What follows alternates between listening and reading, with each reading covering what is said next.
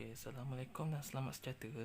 Okey, pada video kali ini saya akan membuat satu video tutorial untuk mengenal pasti masalah kipas yang saya hadapi di rumah saya pada ketika ini.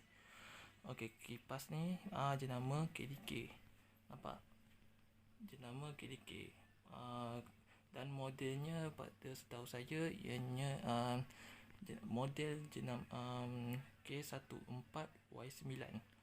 Kalau nak tahu modelnya, kita boleh tengok model tu di atas kipas tu.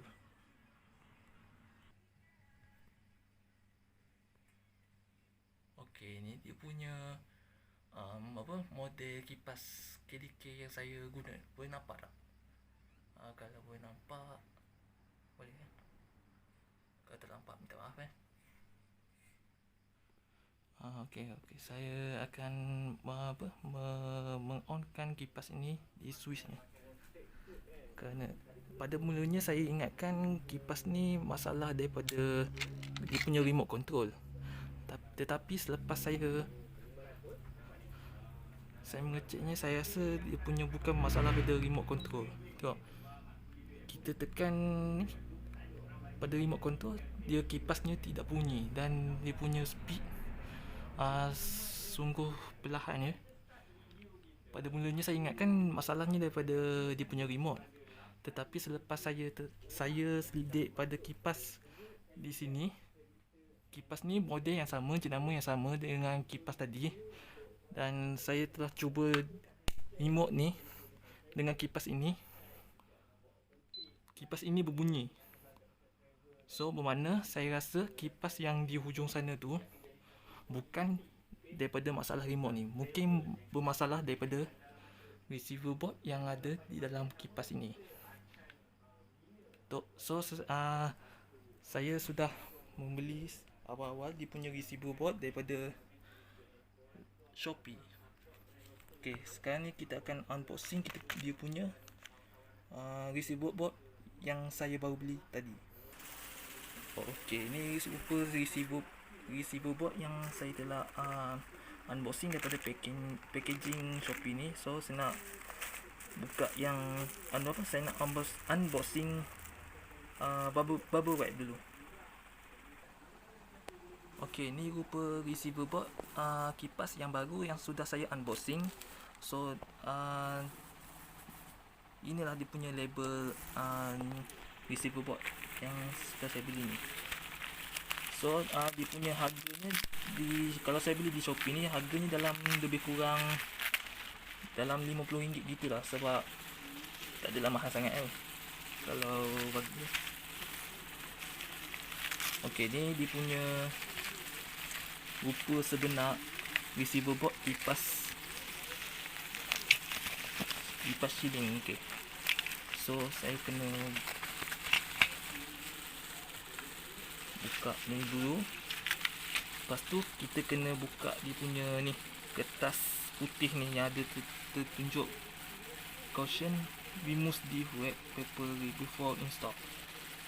Okey, kita kena buka ni dulu sebelum kita pasangkan ini ke kipas shielding di atas sana. Okey,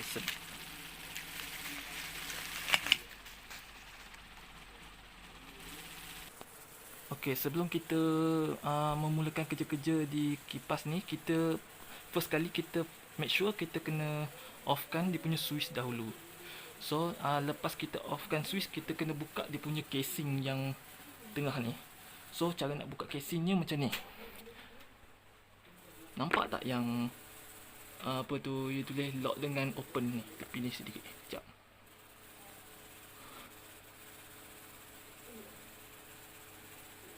Ni nampak tak dia punya tepi ni, lock, anak panah dan open tepi ni. Lepas tu dekat tengah ni ada macam anak panah.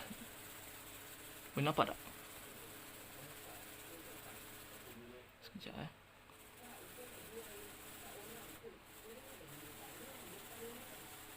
ni nampak dia macam ada lock, open dengan anak panah di tengah ya. So kita kena buka ni casing dulu. Okey, tak ya. Okey, selepas kita buka ni, kita kita kena cabut dia punya skru kat sini. Okay, nampak dia punya ada 1, 2, 3 skru. So kita kena cabut dia punya casing yang ini punya. Okay, selepas kita buka kita punya casing yang kedua ni, inilah rupa dalaman receiver board sesebuah kipas shilling yang ada remote. Okay, semasa kita nak buka dia punya receiver yang ni yang lama, kita kena cabut dia punya wire dua ni dulu. Okay, sebelum kita cabut wire dua ni, make sure kita kena pastikan yang tiada arus elektrik yang terletak di receiver board ni. Okay, caranya kita kena guna test pen.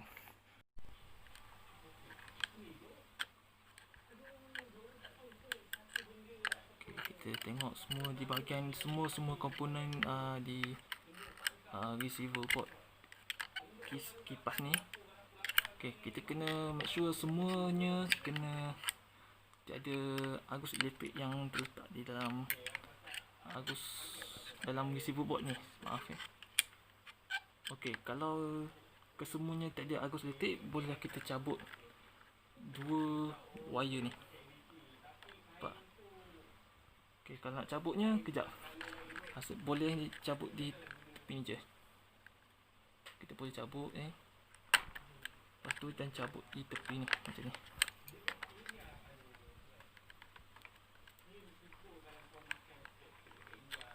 Okey, cabut ni. Lepas tu kita kena nak cabut dia punya receiver board ni, kita kena cabut sini baru. Ni di sini nampak. Ni cabut perlahan. Okey, ni receiver board yang lama ni saya akan tukarkan dengan receiver board yang baru ni. Okey, cara ni pasang. Okey, receiver board yang baru sudah saya pasang, nampak. Okey, selepas kita pasang, tengok dia punya dua wire saya dah pasang dengan dia punya dua ni. Okey, sebelum kita tutup dia punya casing tu, kita kena testnya terlebih dahulu supaya kita nak tahu receiver board baru ni betul-betul berfungsi dengan baik. Okey, saya akan on switchnya terlebih dahulu. Dan kita tengok kipas berfungsi. So kita test guna remote control pula. Okey, ni speed 1. Wah, sudah berbunyi. Speed 1, speed 2. Nampaknya kipas ni memang berfungsi dengan baik ya. Okey, speed 3. Alhamdulillah, berfungsi dengan sempurna akhirnya. Okey, kita cuba timer pula. 1 hour, 3 hour, 3 jam, 6 hour pula. Lepas tu kita test sleep mode. Sleep mode ni okey. Alhamdulillah, semuanya berfungsi dengan baik. Kipas pun sudah laju berdesuk macam angin kencang ribut taufan.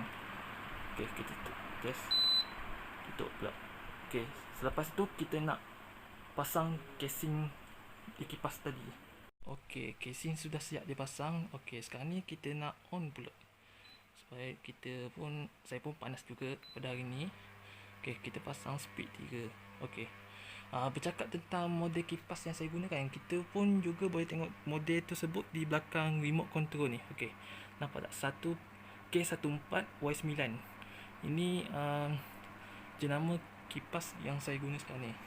Okey, kalau jenama yang satu lagi tu K14S9, itu jenama itu model jenama KDK, tetapi yang bilah yang ada 4.